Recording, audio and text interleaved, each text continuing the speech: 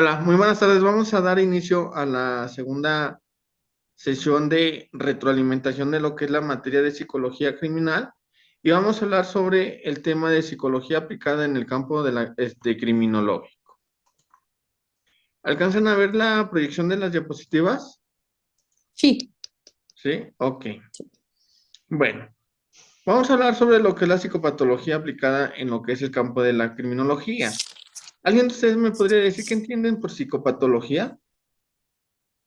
enfermedad mental.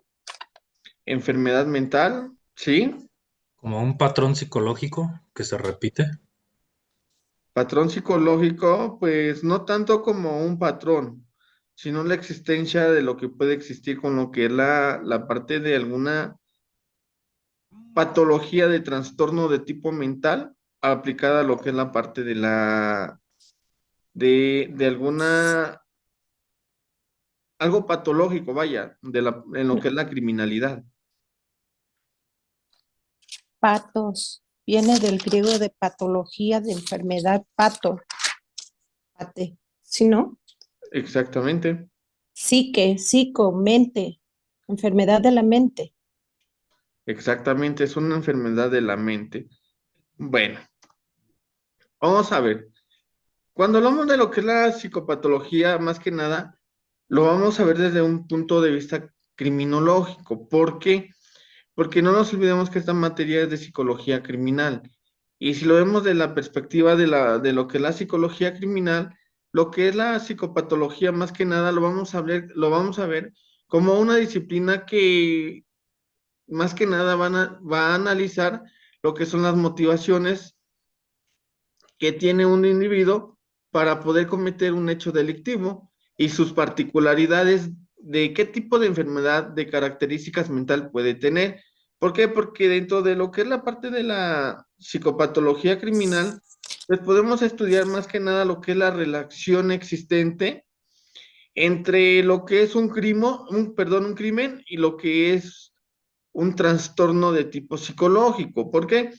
Porque esta parte de la psicopatología se puede vincular más que nada en cuanto a lo que es la parte de la resolución, más que nada, en lo que es los aspectos diferenciales de que un individuo puede tener características psicológicas y de acuerdo a la personalidad o al tipo de trastorno mental que tenga, cómo es que él puede llegar a cometer una conducta delictiva, cómo él puede desarrollar o puede ejecutar un acto delictivo y es algo que nosotros tenemos que tener en cuenta, que esta reacción o este tipo de trastorno psicológico pueden tener más relación en lo que son los crímenes de tipos negativos.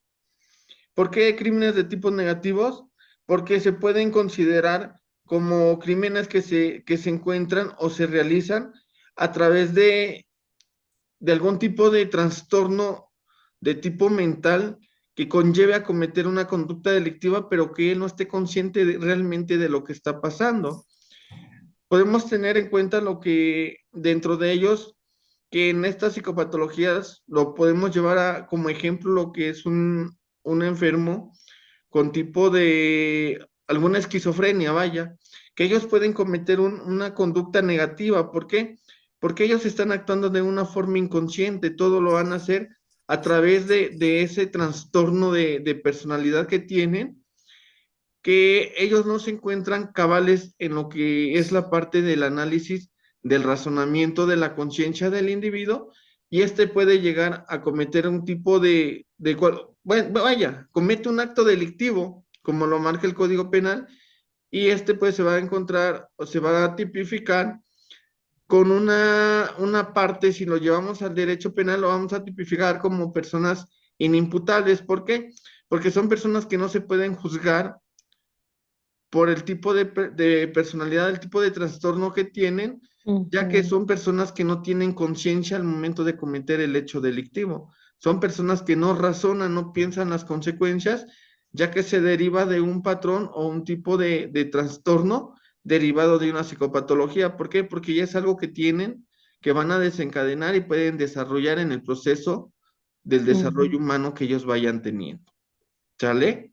A eso lo vamos Sí. a referir con la parte de las psicopatologías y dentro de ellos vamos a encontrar diferentes tipos de parafilias que se puedan desarrollar dentro del mismo trastorno de personalidad y estas pueden ser parafilias o algún tipo de trastorno antisocial que también se pueda generar a través de la conducta del individuo y esto pues pueda llevar a cometer una conducta delictiva que vaya que se pueda considerar como algo criminológico, que estos van a tener más que nada, una manifestación como actores intelectuales de algún tipo de crimen que se pueda presentar y son crímenes que se pueden llevar de una forma tan cruel y que se pueda presentar con diferentes características que éstas las puedan definir como un trastorno de personalidad de tipo antisocial. Que esto pues ya se forma parte de lo que son las partes de las psicopatologías y derivados a lo que son los trastornos de personalidad de tipo antisocial y con algunos problemas de parafilia.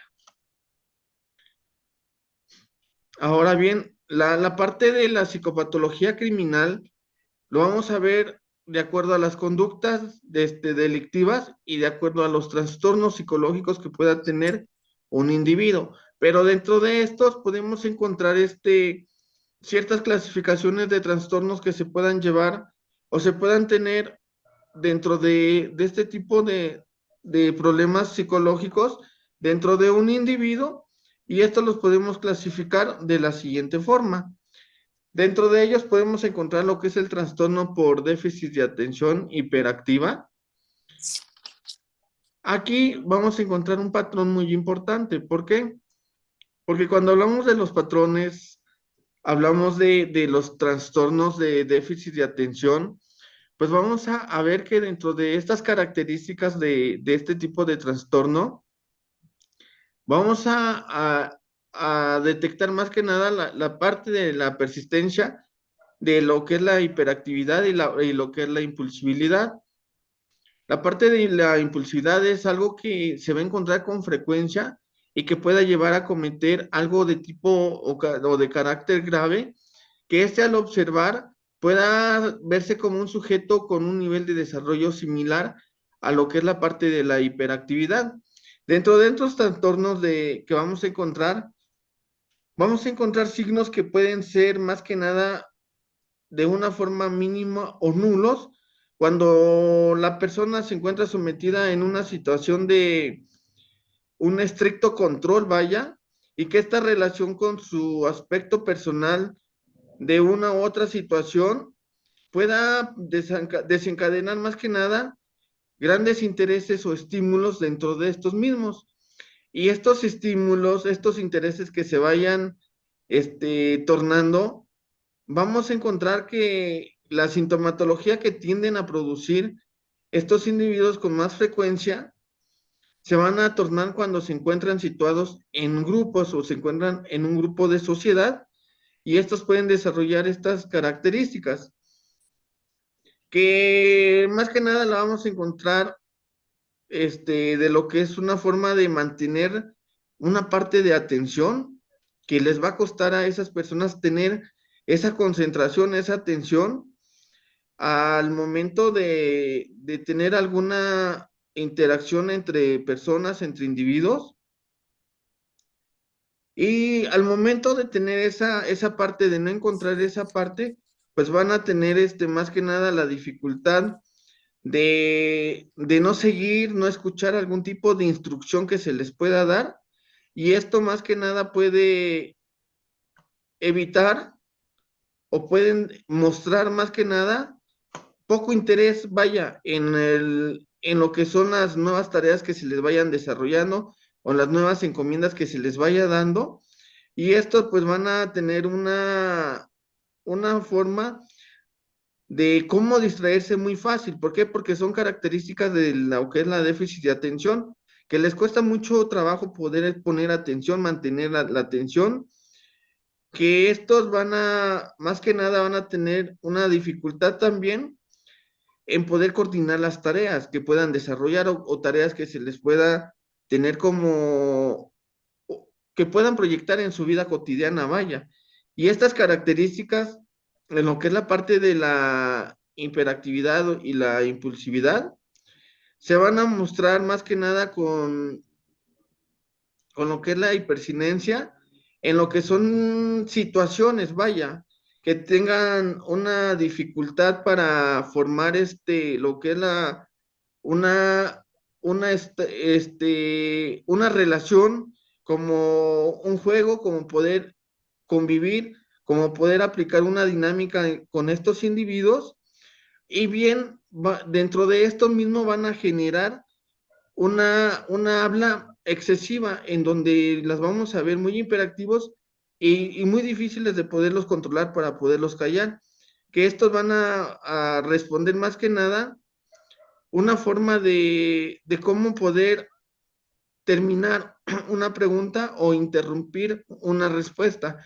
Son personas que no te van a dar lapso para poder preguntar, para poder responder, para poder cortar alguna circunstancia de conversaciones, y estos pueden ser muy fáciles de interrumpirte alguna conversación, alguna dinámica o alguna actividad que se esté llevando.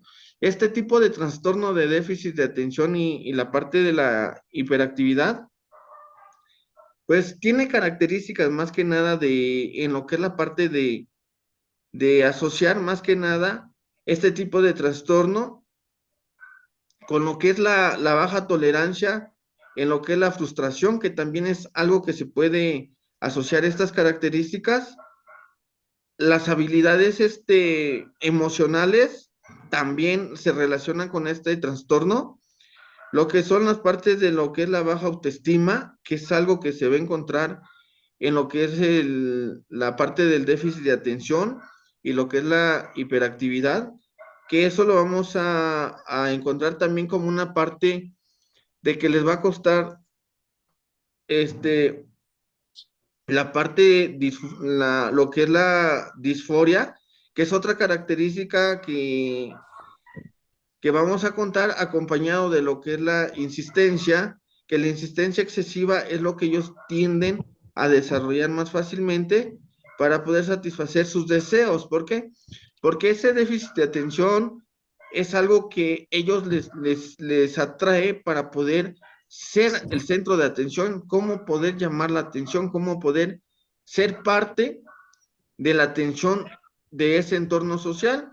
Y la parte de la hiperactividad es algo que van a tener como satisfacción de algún deseo. ¿Por qué? Porque es algo que los va a tener en una excesiva o constantes actos, movimientos o relaciones que puedan tener esa conexión para poder satisfacer Haya, en su Cumbres de momento Valle Verdes, La algún Fe, deseo. Cavazos, Apodaca, Pablo Labras, Santa Catarina, Ok. Juárez. ¿Alguien tiene encendido su micrófono? Wendy. Sí, era yo, perdón. Ok.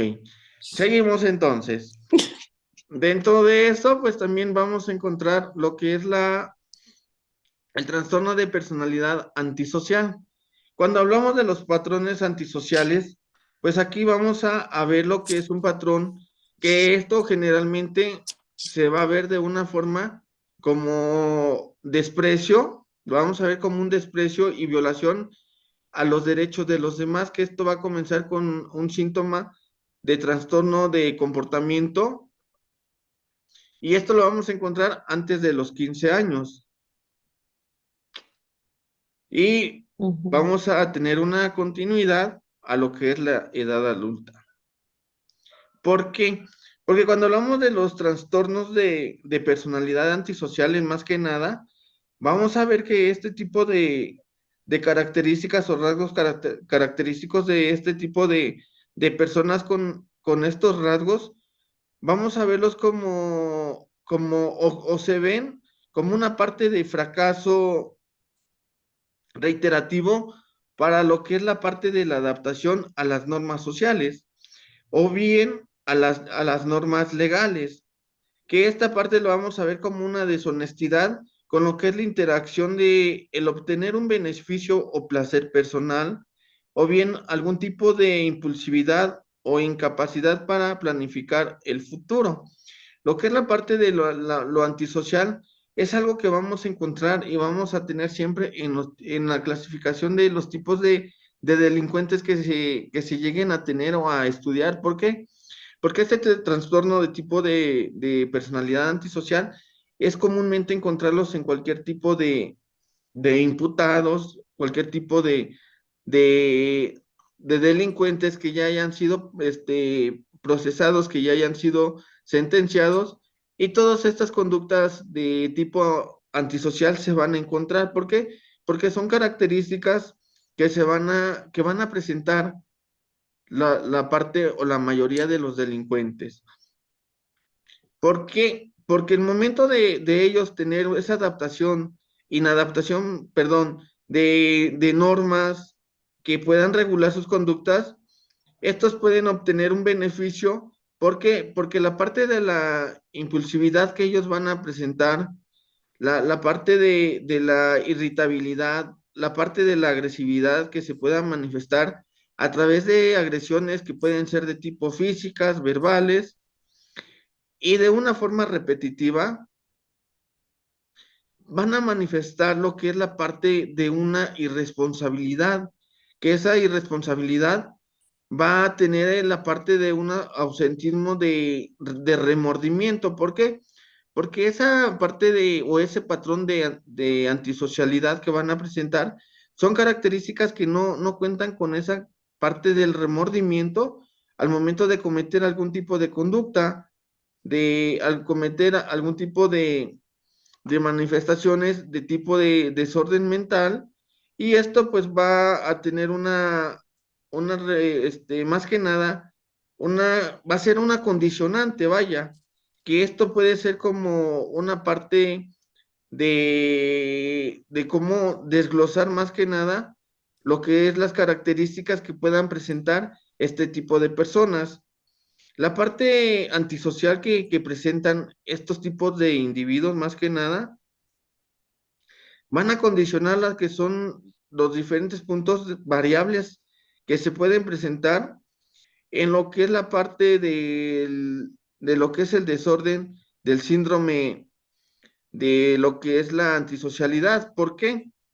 Porque estos individuos presentan o se consideran como una parte de muestras que merecen o son partes que clasifican dentro de su vida cotidiana, y son partes personas, perdón, que se pueden ver con muchos celos, que ellos creen pensar que se merecen todo, que se les arrebata parte de su vida, que no se les ofrece nada.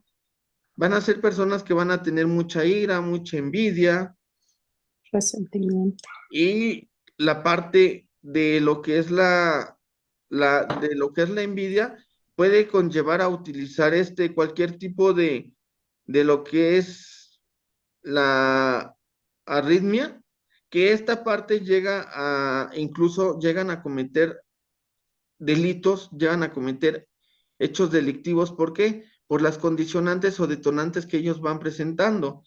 Porque esta parte de la antisocialidad son personas que van a carecer de empatía, más que nada la empatía hacia los demás, van a carecer de la parte moral, que la parte moral es algo esencial. ¿Por qué? Porque si nosotros contamos con esa parte moral, vamos a contar con esa parte de lo que es el resentimiento, vamos a contar con la parte de lo que es la parte de resentimientos en culpas, y eso es algo que nosotros, que este tipo de personas van a carecer. ¿Por qué? Porque el desarrollo de este tipo de trastorno, por falta de idealismos, por tener este tipo de trastorno de tipo mental, llegan a cometer o a desorganizar sus ideas, y pueden llegar a carecer del aspecto moral, que eso nos va a dar toda la parte de remordimiento, que el remordimiento es parte de lo que es el trastorno antisocial. ¿Por qué? Porque no van a tener ningún acto de remordimiento al cometer un hecho delictivo. Ok, pasamos a lo que es los trastornos parafílicos. Cuando hablamos de lo que son los trastornos parafílicos, más que nada, vamos a hablar sobre la parte donde se caracterizan más que nada por el impulso, aquí van por impulsos sexuales que pueden ser recurrentes o intensos. ¿Qué quiere decir con esto? Que pueden ser a corto o a largo plazo, que pueden ser por periodos pequeños o largos, que también se van a basar de lo que son las fantasías o comportamientos que implican con objetos, con personas o situaciones poco habituales. Dentro de estos tipos de trastornos o parafilias, pues las vamos a tener como el trastorno y lo podemos ver lo que es el voyerismo, lo que es el exhibicionismo, lo que es la parte del sadismo sexual, lo que es la parte de la pedofilia, lo que es el Pedofilia. fetichismo, lo que es Las, el transvestismo también, la parte del transvestismo, que esto lo vamos a ver como un tipo de parafilia. ¿Por qué? Porque no nos olvidemos que el transvestismo es algo que, pues, muchos les causa placer vestirse de mujeres, estar o ocupar un lugar contrario a su sexo, y estos son parafilias que se van generalizando. ¿Por qué? Porque son fantasías, son personas que tienen esa parte de impulsos sexuales fantasiosos que pueden llegar dentro de estos comportamientos, pueden llegar a cometer conductas delictivas. ¿Por qué? Porque dentro de sus fantasías, dentro de sus impulsos sexuales, pueden llegar a cometer esos crímenes o esos delitos que conlleven a aplicar lo que es este tipo de trastornos. Dentro de estos trastornos de lo que es la parte de los trastornos parafílicos, vamos a encontrar la parte de lo que es el sadismo sexual también, que aquí en la parte del sadismo sexual lo vamos a ver como una parte de lo que es la excitación sexual, derivado a qué? Derivado a un sufrimiento psicológico o físico de una persona que no ha dado más que nada su consentimiento. ¿Por qué? Porque estas personas se van a derivar a lo que es el sadismo sexual. Puede haber algún problema de un tipo de trastorno porque a veces son parafilias que se aplican en personas que no dan el consentimiento para poder llevar a aplicar ese tipo de trastorno de parafilia sexual, y eso puede cometer algún tipo de conductas, y dentro de esas consecuencias del momento de querer desarrollar esa parte de parafilia de lo que es el sadismo, pues pueden llegar a cometer hasta conductas delictivas de tipo homicidas. ¿Por qué? Porque ese impulso que puedan tener con comportamientos que puedan implicar objetos o situaciones que puedan poner en riesgo a la vida, ellos lo pueden ejecutar sin importarles la consecuencia que pueda pasar. ¿Por qué? Por el tipo de trastorno parafílico que presentan. Son características que estos individuos o estos delincuentes van desencadenando, y como tienen ese tipo de trastorno, no les importa lastimar, herir o matar a los individuos para poder satisfacer ese impulso sexual que tienen. Lo que es el trastorno pedófilo, más que nada, únicamente la van a manejar de una parte de excitación, vaya, que se va a manejar como algo fantasioso, como una fantasía, y se puede ver desde ese aspecto cuando se hablan de situaciones de fantasías o actos sexuales, pero se dan con niños únicamente. ¿Por qué? Porque son trastornos o parafilias que van a presentar y pueden llevar además consecuencias igual de tipo homicidas que puedan llegar a matar a sus víctimas o con las personas que se encuentren interactuando. ¿Hasta aquí alguna duda? Wendy, a ver, ¿te escucho? Profe, mire, por ejemplo, a mí me causa una duda. Por ejemplo, en caso de los muchachos menores de edad, se supone que su capacidad mental de madurez, por ejemplo,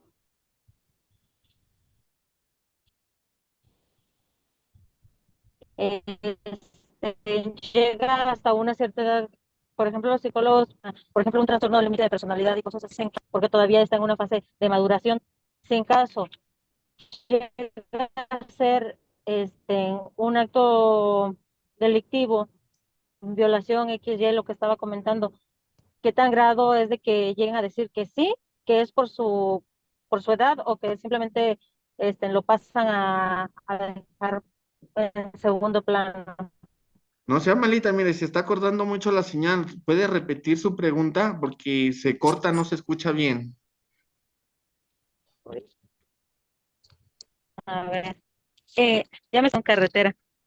En, en niños, por ejemplo, que son menores de edad, antes de los 18 años, en la psicología dicen que menores de 18 años todavía no tienen la capacidad mental, o sea, no llegan a una madurez completa, y por lo tanto pudiera hacer eso como o decir, ay, pues es por su edad, por su inmadurez, pero si lo cometen, puede ser, ¿cómo lo toman ustedes como criminólogos o como en lo penal? Decir sí, sí, fue inculpable, no fue culpable, o fue por su inmadurez. O sea, ¿se toma o en cuenta o no? Ah, ok, mire, si lo Así llevamos en desde corto el, plazo. ok, si lo llevamos a la parte de la parte jurídica, vaya, lo vamos a ver como menores infractores. ¿Por qué? Porque esto se implica de 12, mayores de 12 y menores de 18 años. Aquí lo que es la capacidad de madurez que pueda presentar un individuo, hablando ya en la parte de la psicología, de una edad menores, pero con una capacidad de atención, se puede ver que de los 12 a los 14 años todavía le tienen una baja maduración en lo que es la resolución de problemas. Aquí sí van a carecer de respuestas, van a carecer de lo que es un control de resolver algún tipo de problema. ¿Por qué? Porque la maduración todavía no tienen esa maduración suficiente de poder resolver o enfrentar circunstancias en donde el niño ya pueda valorar, saber las consecuencias de ese resultado, de esa acción. Pero a partir de los 16 perdón, de los 15 a los 17 menos de 18 años, ya tienen una capacidad de poder tener una resolución, pero no de un aspecto maduro, porque todavía está en proceso de maduración, pero ya tienen esa capacidad de identificar el problema o la capacidad de poder interpretar el problema o poder interpretar el resultado de alguna acción. ¿Qué quiere decir con eso? Que si de los 12 a los 14 años, los niños son manipulables todavía. ¿Por qué? Porque no cuentan con una maduración suficiente. Son muy fáciles es como una plastilina. Influencia. Son muy fáciles de poder moldear, son muy fáciles de manipular por la incapacidad de maduración que ellos tienen. Pero de los 15 y menores de 18 años, ya no es tan fácil de poder moldearlos. ¿Por qué? Porque la maduración ya la tienen casi desarrollada. Y ahí lo consecuente es que como todavía están en un proceso de maduración casi completo, llegan a ese periodo de poder ya identificar el problema o el riesgo que pueda tener. Pueden identificar los problemas o consecuencias que puedan tener, pero no tienen todavía la suficiente madurez de entender el problema que les pueda llegar o puedan tener por las circunstancias que no saben resolver los problemas o no saben resolver las circunstancias que ellos puedan pasar porque carecen todavía de la madurez de un individuo, la madurez, perdón, cerebral del individuo. Mayores de 18 años, por eso se les llama mayoría de edad. ¿Por qué? Porque ellas son autosuficientes en la maduración y poder tomar decisiones. Ya conocen entre lo bueno y lo malo, pueden identificar entre lo bueno y lo malo, y la resolución del problema se puede dar a través de las diferentes características de personalidad del individuo. Creo que se nos salió Wendy, ¿verdad? Es que va en carretera. Sí, Se le va la señal de repente. sí, porque se ve muy cortante. Ujú. Ok, ¿Alguna otra duda?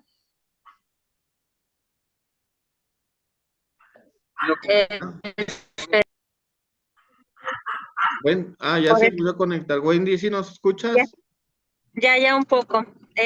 Ahora, a lo que iba también, profe, por ejemplo, sé, como dice, por ejemplo, aquí que mi esposo me está asesorando también, ¿no? Me dice que no pueden ser juzgadas dos veces una persona, ¿no? Pero, por ejemplo, en un caso de un menor de edad, Uf,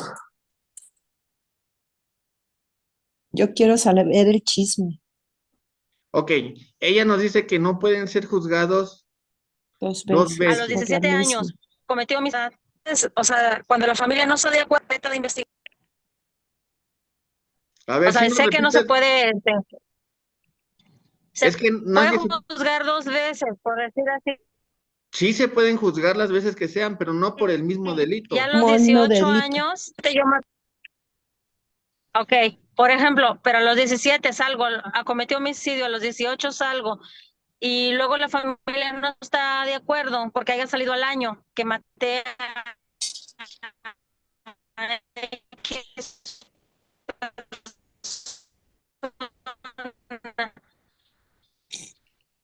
O sea, ¿cómo hacer? O sea, ¿cómo le vas a buscar otra cosa si fue homicidio? No se puede juzgar dos veces por el mismo delito. Ujú. Por el mismo delito no se pueden juzgar dos veces, únicamente se pueden juzgar una vez. Y ahí está la parte de los menores infractores. ¿Por qué?